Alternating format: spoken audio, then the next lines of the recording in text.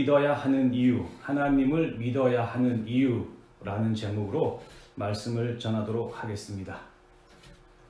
운동을 하거나 공부를 할 때 가장 중요한 것은 기본기예요. 기본이 튼튼할 때 우리가 어떤 깊이 있는 공부를 하고 복잡한 문제를 풀어도 어려움이 없는 거고, 기본기가 약하면 평상시에는 괜찮을지 몰라도 어떤 어려운 문제나 난관에 부딪히면 틀리게 되고 방황하게 되고 문제가 발생하는 경우가 많습니다. 운동할 때도 그렇잖아요. 운동할 때도 기본기가 튼튼하고 기초 체력이 단단한 사람들은 나중에 어떤 어려운 고난이도의 운동, 그리고 상당한 기술과 어려운 코스를 마주쳐야 할 때도 거뜬히 능히해 나갑니다. 그래서 우리가 기본기, 이게 중요하죠. 신앙생활도 마찬가지예요. 신앙생활도 기본이 튼튼해야 돼요. 그래야지 신앙생활을 쭉 하다 보면 때로는 영적인 침체에 빠질 때도 있고 슬럼프에 빠질 때도 있어요. 그럴 때 기본기가 튼튼한 사람들은 그 슬럼프와 영적 침체를 빨리 헤쳐나와서 다시 한번 더 깊이 있는 더 강한 믿음을 가지게 됩니다. 그래서 오늘은 특별히 그 신앙의 기본, 하나님을 믿어야 하는 이유에 대해서 살펴보고자 합니다. 그래서 혹시 영적으로 침체되어 있거나 내가 슬럼프에 빠져 있거나 하나님이 계신지 안 계신지 의심이 들어있는 그러한 그 신앙의 상태에 있는 우리 분이 계시다면 오늘 말씀을 통해서 신앙을 회복하기를 바랍니다. 또한 하나님을 믿지 않는 분이 계시다면 오늘 말씀을 통해서 하나님에 대해서 좀 더 알고 그래서 하나님을 믿게 되는 은혜가 일어나기를 바랍니다. 이 세상을 살면서 인간은 무엇인가를 믿게 돼 있어요. 돈을 믿기도 하고 권력을 믿기도 하고 명예를 믿는 겁니다. 그래서 그 믿는 대상, 돈을 벌기 위해서 나의 모든 것을 희생하고 현재의 나의 삶을 모든 것을 포기하면서 돈을 위해서 악착같이 달려갑니다. 그리고 권력을 위해서, 명예를 위해서 악착같이 나의 삶을 희생하고 가족을 희생하고 그 목표를 향해서 달려가는 거죠.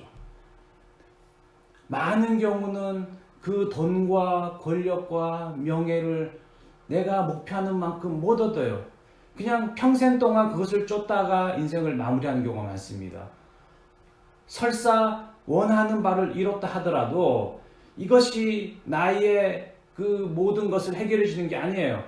막상 성취해 보면 또 다른 허무함, 허탈감, 또 다른 무언가를 찾게 되는 게 인간의 속성입니다. 이건희 회장을 보세요. 삼성의 그 이건희 회장, 돈도 가졌고 권력도 가졌고 명예도 가졌고 모든 것을 가졌지만 지금 이분이 살아있는지 죽었는지 도대체 알 수가 없어요. 어떤 사람들은 우스갯소리로 죽고 싶어도 죽지 못하는 상황이라고 합니다. 과연 이것이 이 세상의 인간의 삶으로서 가치가 있을까요? 때로는 누군가를 우리는 믿습니다. 이 세상 살면서 부모님을 믿어요. 나의 부모님이 내 인생을 책임져 주는 겁니다. 그래서 부모님만 믿고 내 인생은 호랑방탕하게 내 자신을 위해서 준비하지 않고 그냥 살다가 이 부모님이 언젠가 때가 되면 죽잖아요. 그러면 어찌할 바를 모르고 방황하고 힘든 삶을 삽니다. 또는 내 자신을 믿어요. 나는 하나님도 필요 없어. 다른 사람도 필요 없어. 나는 내 자신만 믿고 내 자신 하나 가지고 이 험한 세상 헤쳐나가서 성공하고 말 거야. 이렇게 자신을 믿고 삽니다. 하지만 이분들 또한 마찬가지예요. 나중에 때가 돼서 늙으면 허무한 거예요. 과연 내가 무엇을 위해서 살았나? 이와 같이 무엇을 믿든 누구를 믿든 이 세상에서의 그 믿는 대상들은 다 한계가 있고 일시적인 거고 나이가 들고 내 인생을 돌이켜 봤을 때는 후회를 하는 경우가 많습니다. 제가 요즘에 장례식을 많이 갑니다. 장례식을 많이 가면요, 이제 고인이 되신 분들 있잖아요.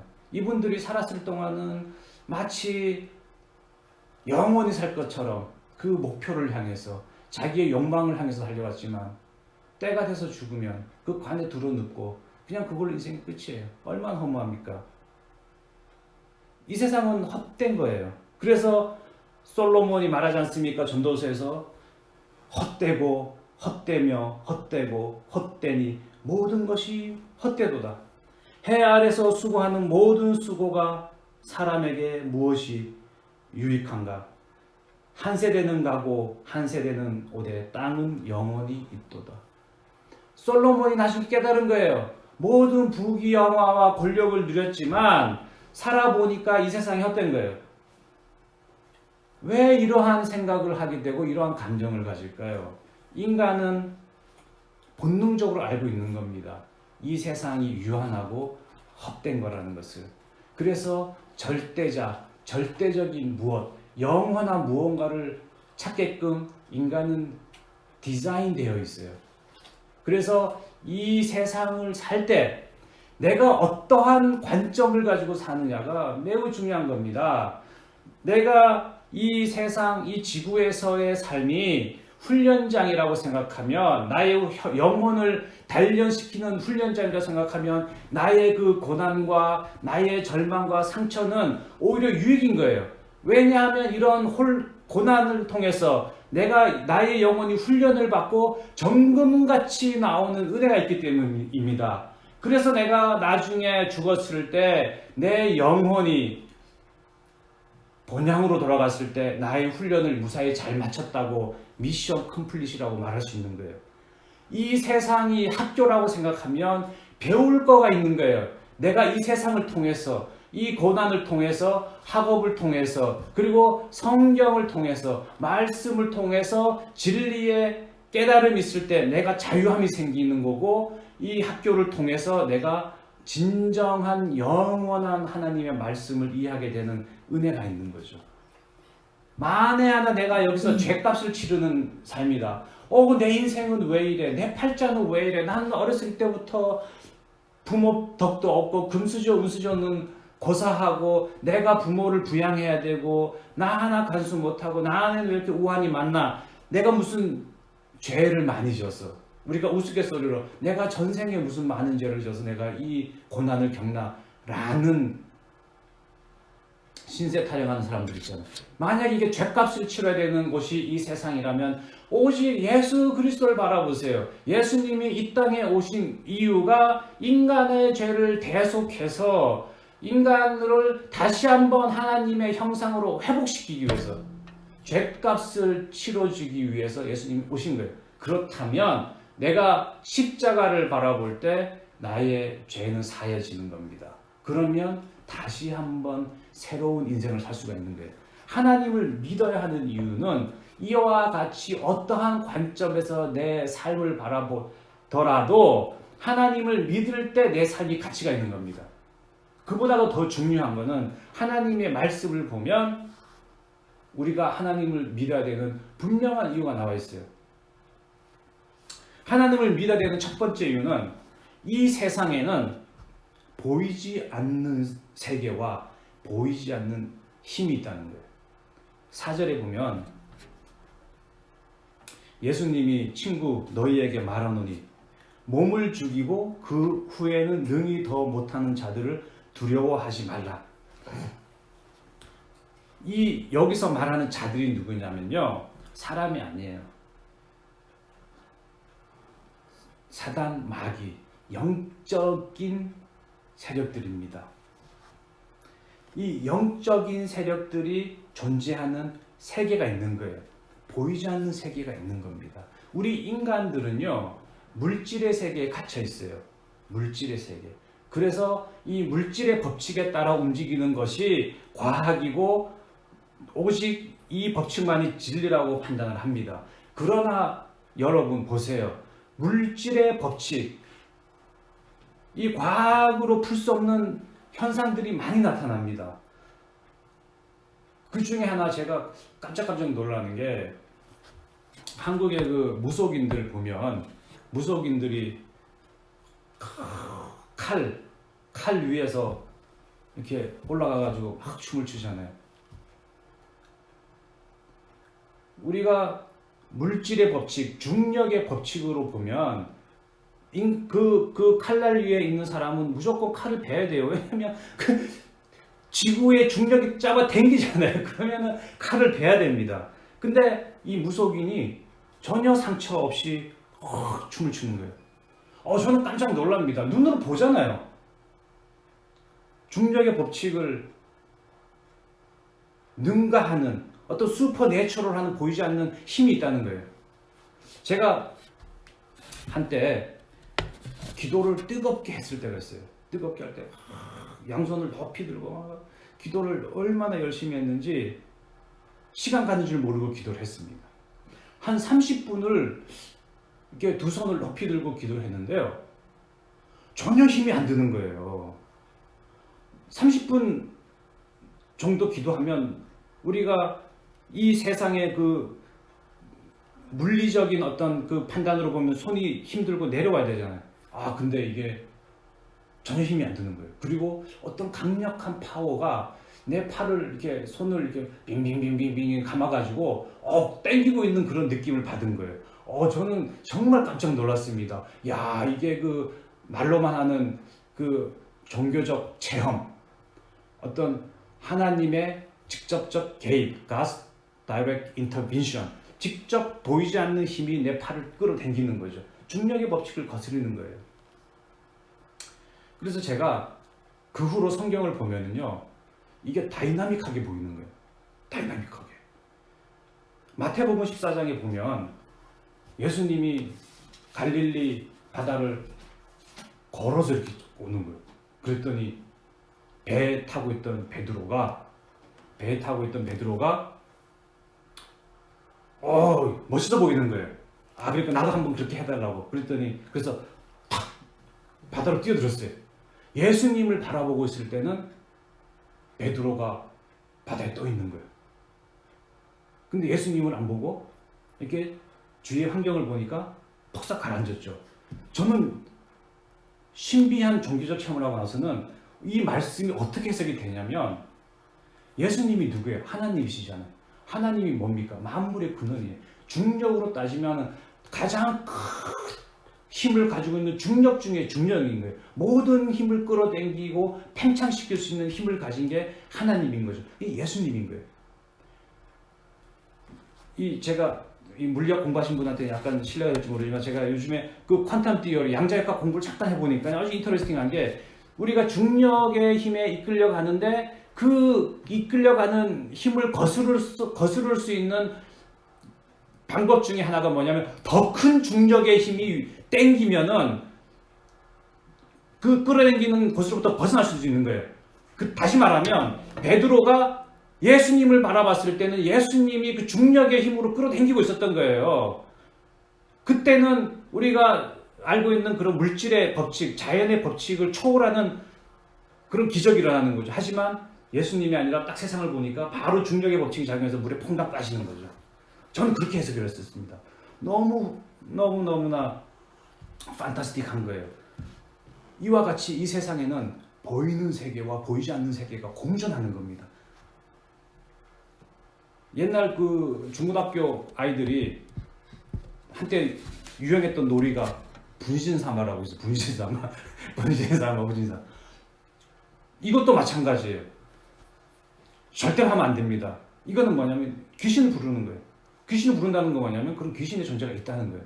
그리고 한국도 보면은 우리가 이제 무당들이 굿하고 이런 데 가잖아요.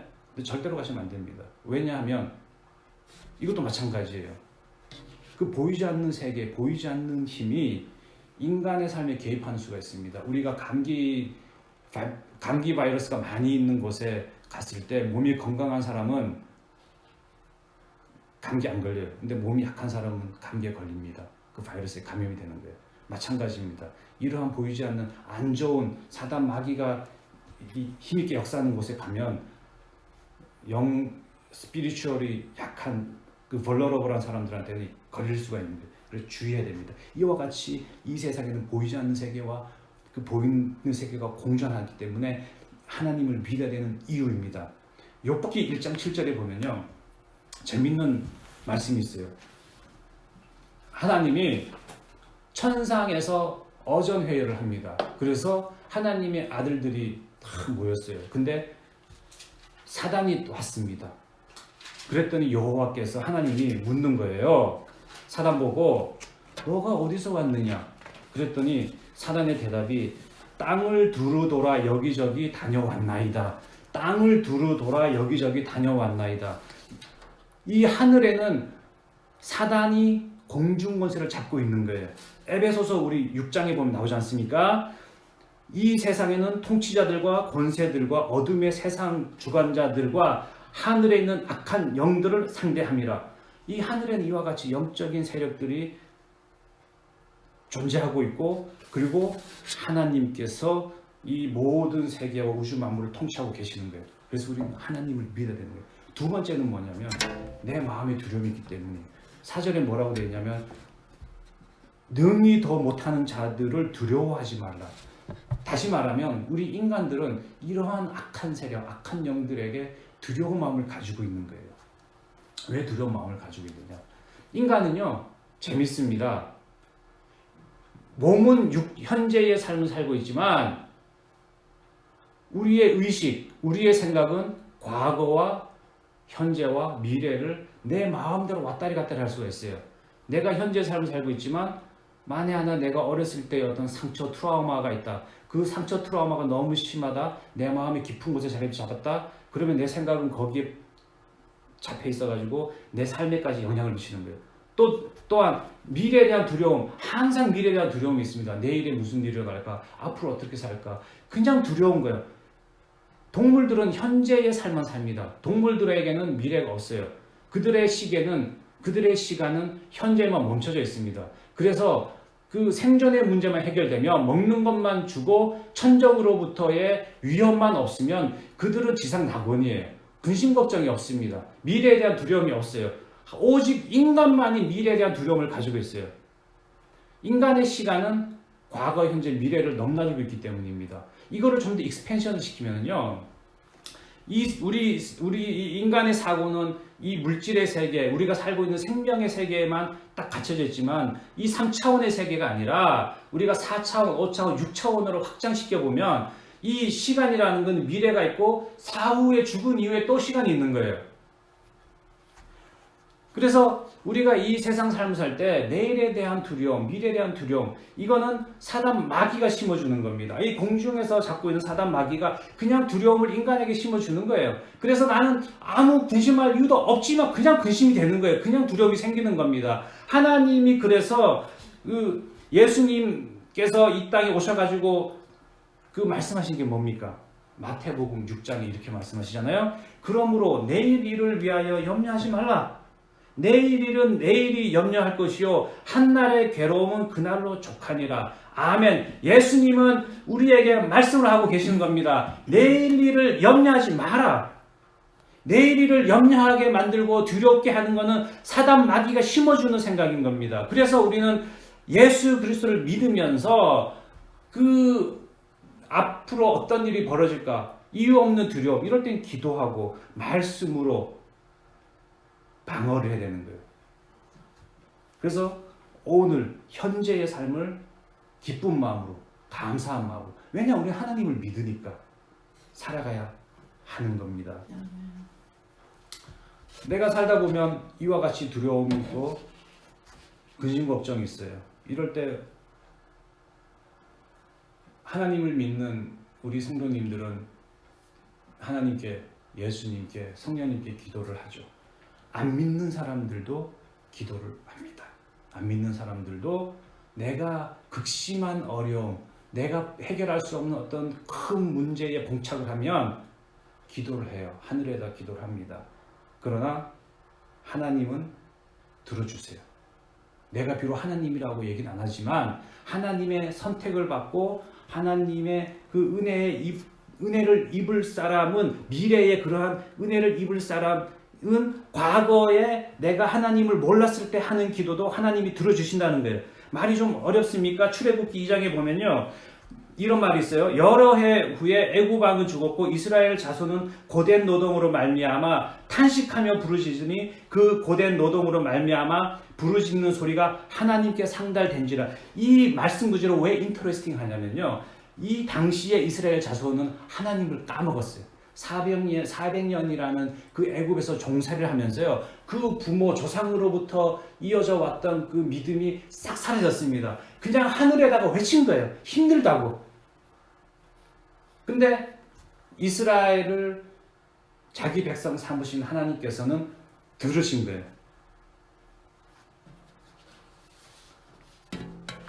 그래서 우리는 하나님을 믿어야 되는 겁니다.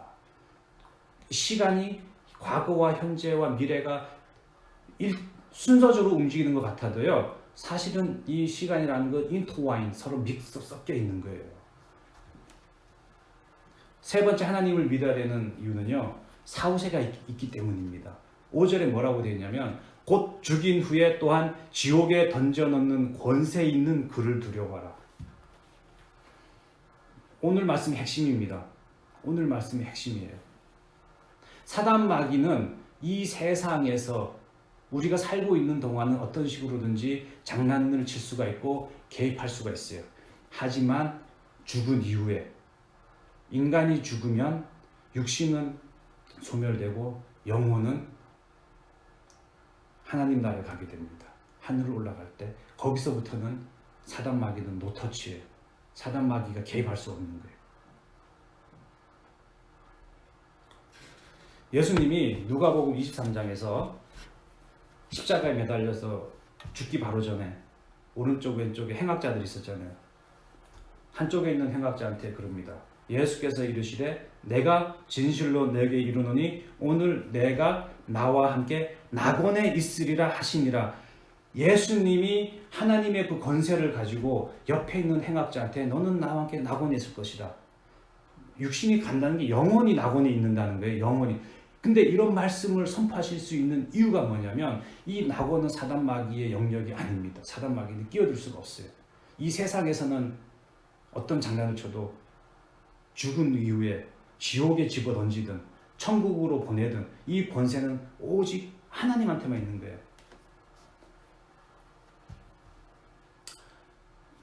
네 번째, 하나님을 믿어야 되는 이유는요. 사후 세계에서는 심판이 있기 때문에. 심판.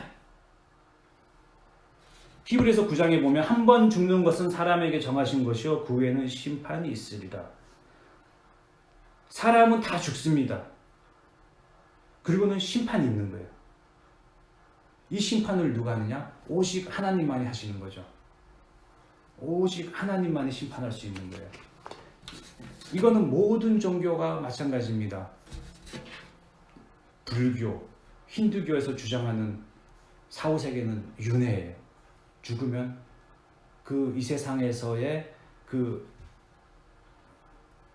행함과 그 결과에 따라서 다시 윤회가 발생한다고 주장하는 거죠. 이와 같이 어떤 종교든 사후세계는 인정하고 그 사후세계를 최종적으로 심판하시는 이는 오직 하나님 한 분뿐이라는 거예요. 우리가 믿는 기독교는 하나님께서 이 세상에 사는 동안 인간들이 자신을 믿을 때 예수 그리스도를 나의 구주로 영접을 하고 하나님을 믿고 의로운 행함을 할 때 우리에게는 낙원이 기다리고 있다는 겁니다. 그래서 생각해 보세요. 하나님도 안 믿고 이 세상 사는 것도 힘들어요. 살아도 힘들고 죽으면 하나님을 안 믿으니까 어떤 천국이나 낙원에 대한 보장이 없습니다. 어떻게 될지 몰라요. 이렇게 사시겠습니까? 안 되죠. 하나님을 믿어야 됩니다. 하나님을 믿을 때 우리는 귀한 영혼이 되는 거예요. 마지막 하나님 말씀이 뭐냐면 두려워하지 말라. 7절에 두려워하지 말라. 너희는 많은 참새보다 더 귀하니라. 우리 인간은 하나님의 형상을 타고났지만 기독교 교리에 따르면 모든 인간이 귀한 게 아니에요. 하나님의 선택을 받은 사람만이 귀하고 하나님의 선택을 받지 못한 사람들은 유기가 되는 거예요. 버려지는 거예요. 이 세상에는 이삭이 있으면 가라지도 있는 겁니다. 이삭과 가라지는 같이 있어요. 왜 가라지를 지금 안 치우냐? 하나님께서는 냅둬라. 나중에 최후 심판 때에 이삭과 가라지를 가르겠다는 거예요. 저는 예수님이 공관복음에 보면 수많은 귀신들을 쫓아냅니다. 저는 한때 의문을 가졌어요. 아니, 예수님이면 그 귀신을 쫓아내는 게 아니라 귀신을 소멸시켜야 되는 게 아니냐. 그 쫓겨난 귀신은 또 어딘가로 갈 거 아니에요. 근데 제가 나중에 깨달았습니다. 심판이 아니고 최후의 심판이 아직은 아니다. 그렇기 때문에 그냥 귀신이 활동하는 걸 냅두는 거예요. 용인을 하는 거예요. 그래서 이삭과 가라지는 이 세상에 같이 공존을 합니다.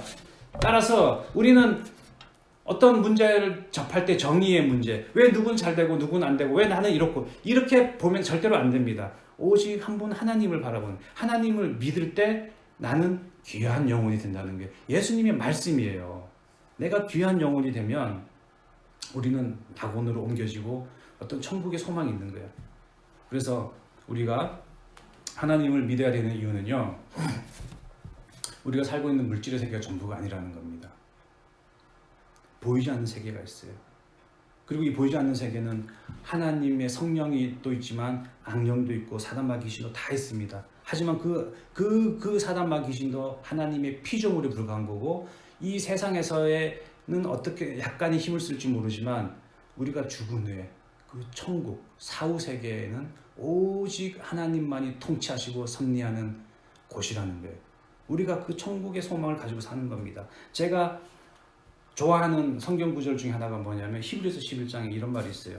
저희가 이제는 더 나은 본향을 사모하니 곧 하늘에 있는 것이라. 그러므로 하나님이 저희 하나님이라 일컬음을 받으심을 부끄러워하지 아니하시고 저희를 위하여 한 성을 예비하셨느니라. 하나님께서 그 하나님을 믿는 영혼들에게 한 성을 예비하셨다고 말씀하시는 거예요. 저는 이 말씀을 읽을 때면 얼마나 위로가 되고 힘이 되는지 몰라요. 비록 내가 이 세상의 삶은 내가 원하는 대로 굴러가지 않고 이런저런 스트레스와 어려움과 고난과 역경이 많지만, 내가 죽은 후에 나의 영혼이 하늘로 올라갔을 때 그 하나님께서 나를 위해서 예비한 성이 있다라는 생각을 하면요, 상상만 해도 기분이 좋은 거예요. 여러분도 이런 상상을 하세요. 왜 안 합니까? 내가 지금 영적으로 침체되어 있습니까? 내가 슬럼프에 빠져 있어요? 내가 하나님을 지금까지 안 믿습니까? 못 믿습니까? 이성적으로 못 믿겠어요? 그러나 한번 믿어보세요.